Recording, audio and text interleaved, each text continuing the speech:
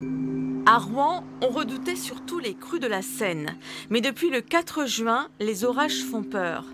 Dans le quartier Gare de Rouen et dans des quartiers de Mont-Saint-Aignan et Bois-Guillaume, jamais on n'avait vu un ruissellement aussi puissant. Le chemin de Clère descend vers la gare de Rouen qui est à environ 3 km. C'est une route en pente. Le haut du chemin de Clère est à 145 mètres d'altitude. L'endroit où nous sommes à 120 mètres d'altitude. Le chemin de Clère rejoint ensuite le haut de la rue Verte qui est à 50 mètres d'altitude, soit un dénivelé de 100 mètres. Que s'est-il passé entre 18 et 20 heures? Météo France a recensé 3500 impacts de foudre ici en bleu foncé, dans un triangle entre Rouen, Buchy et Clère. Au centre, la zone où le torrent a déferlé, il a causé la mort d'une habitante, c'est une pluie centenale.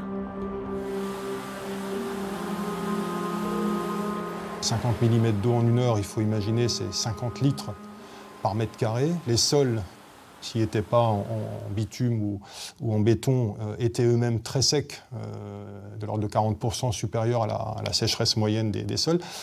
Donc tout ça a fait que cette eau n'a absolument pas pu s'infiltrer et s'est écoulée sur ces surfaces imperméabilisées, qui plus est dans un secteur en pente.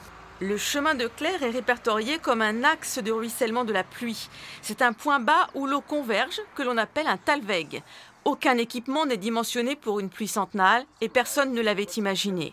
Comment on gère aujourd'hui, on s'adapte aux conséquences de ce qu'on a fait il y a 15 ou 20 ans aujourd'hui. Il y a la violence de ces intempéries, mais par contre ce que je dis c'est que les Bois-Guillaumais que je suis allé rencontrer, c'est tous les ans qui sont inondés. On a des inondations qui sont très régulières et malheureusement de plus en plus régulières depuis 4, 5, 6 ans à peu près. Pourquoi l'eau s'est-elle écoulée au lieu d'être absorbée? Pour répondre à nos questions, Stéphane Marteau, écologiste, nous montre l'exemple des plateaux nord au-dessus des zones inondées. Des constructions, des parkings, des routes, c'est la zone d'activité de la Ronce qui gagne du terrain sur les champs. On a petit à petit grignoté sur des terres agricoles et on a bétonné pour mettre en place des zones d'activité.